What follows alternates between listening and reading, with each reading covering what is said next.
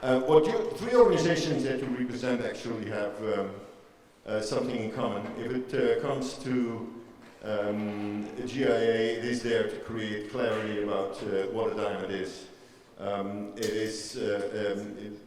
David, your organization is all about promoting the diamond and making sure that consumers understand what diamonds are and why they are such important symbols of love. And Sibjo, represented by my former business partner of 20 years, I must tell you don't know that maybe, was behind the scenes when the Sibjo, the World Jewelry Confederation, created their guidelines for how to deal with lab-grown diamonds, and also with diamonds, of course. The Diamond Commission, the head of the Diamond Commission is Uli Chantal of Sibjo, is also with us. We all have multiple hats here. So, Tom, to start with you quickly,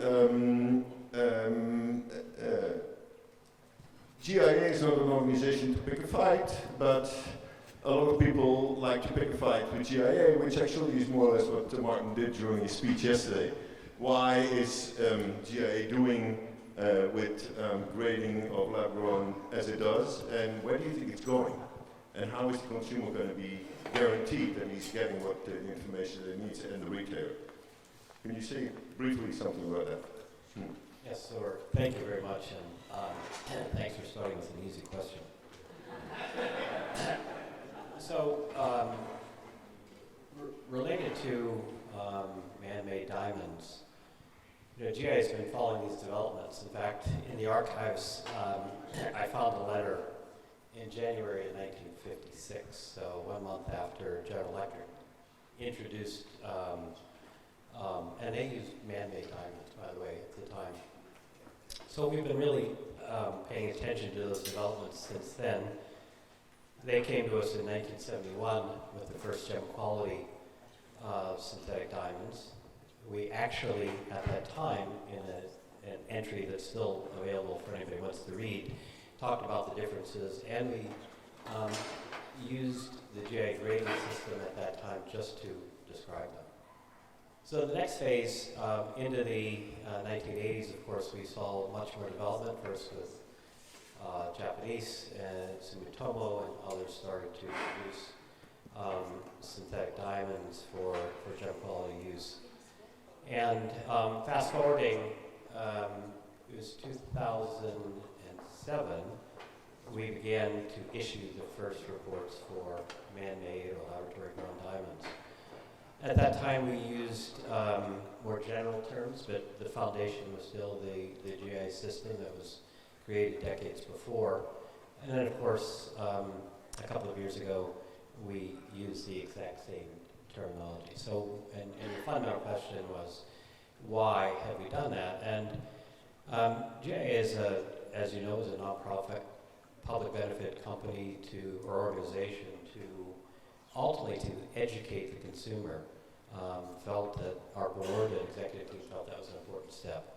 And in some ways we felt, well, look, if we provided clear information, and I think both Bruce and Martin even talks about it, the facts ultimately will tell the story of both products. And I think, as Bruce pointed out, it's a manufactured product. And I often say that the history of a man-made diamond, a laboratory-grown diamond, I see history repeating itself.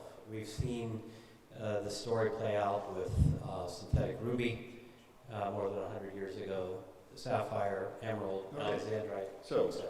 I guess that GIA doesn't really want to grade synthetic rubies, sapphires, and emeralds. Why? And from the bottom up, the demand is growing that actually GIA should actually stop doing this. Is that not something that could be considered? Just stop grading synthetic diamonds in order to really set them apart from the natural product that we are all cherish so much and try to develop further. So I think if there is consumer demand, and as I said, as a public benefit organization, as a nonprofit, we will continue to. But I will tell you, I'm already seeing a trend, I think driven by the reduction in the prices that's been mentioned. I see the reporting that we may do in the future evolving. So it could be that they're just branded marks that we would put in the diamonds, and some general statement attesting that, more like a quality control report, similar that happens with other manufactured products. So I frankly think that's ultimately where we'll probably end up, especially with the prices. You're being very diplomatic, but some developments will arise, I guess. I believe they will, yes.